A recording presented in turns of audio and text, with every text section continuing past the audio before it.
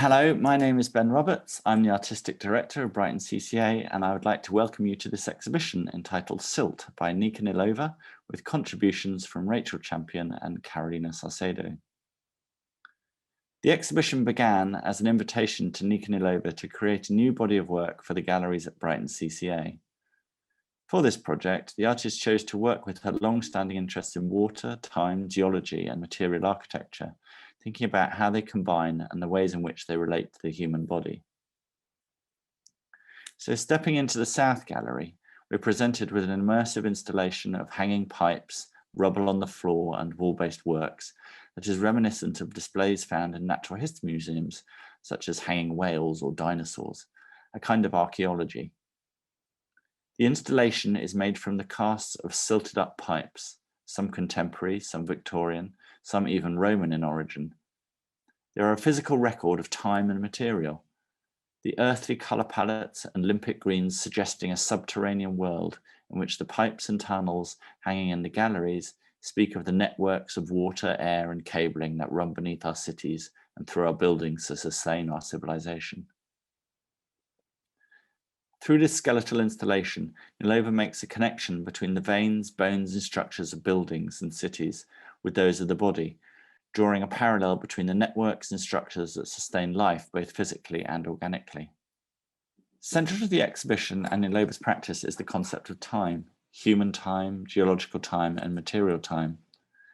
So it is possible to think of the exhibition as layers or strata in the earth. So as a visitor moves from the South Gallery and into the North Gallery, they are moving forwards in a geological time frame towards the surface.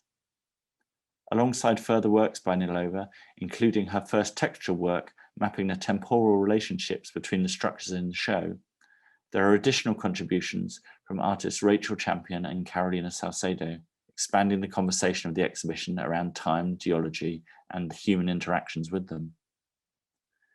Caycedo's film, Land of Friends, details the environmental impact of the El Quimbo hydroelectric project in Colombia on the indigenous people that consider it both a sacred site and source of food and income. Rachael Champion's new works made for this exhibition continue the artist's fascination with landscape and geology and the potential for human interventions with it to generate their own ecological systems. So Silt is an exhibition about time and materials, biological and man-made infrastructures, and the ways that water connects all these elements together.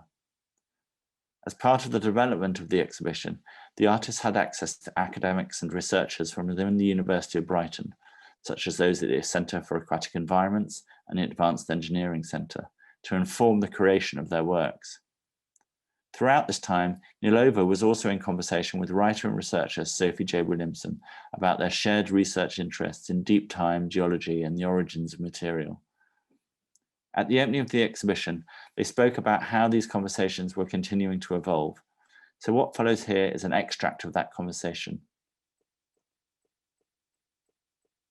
So the whole exhibition is seeped in these different temporalities. Yeah. That you've taken these different moments in time that have kind of embedded themselves in history momentarily in a physical entity. Yeah. But there's this sense that not just these materials here, but that what your practice and this exhibition suggests is this relationship to how you might read histories within materials. Yeah, there is a lot of interest in materials and in larger cycles, as I mentioned. And I think for me, in making works, it's never about modes of production, but it's about modes of retrieving information or revealing things that are hidden. It's about using existing structures and bringing them to the surface. So I never do produce things from scratch. There is always this cycle of repurposing and recycling and regenerating things, and that generally comes from this belief of material that has a much longer time span than a human lifespan or generational lifespans, that it exists before us and will exist after us. And humanity in this case is a very fleeting imprint on this material.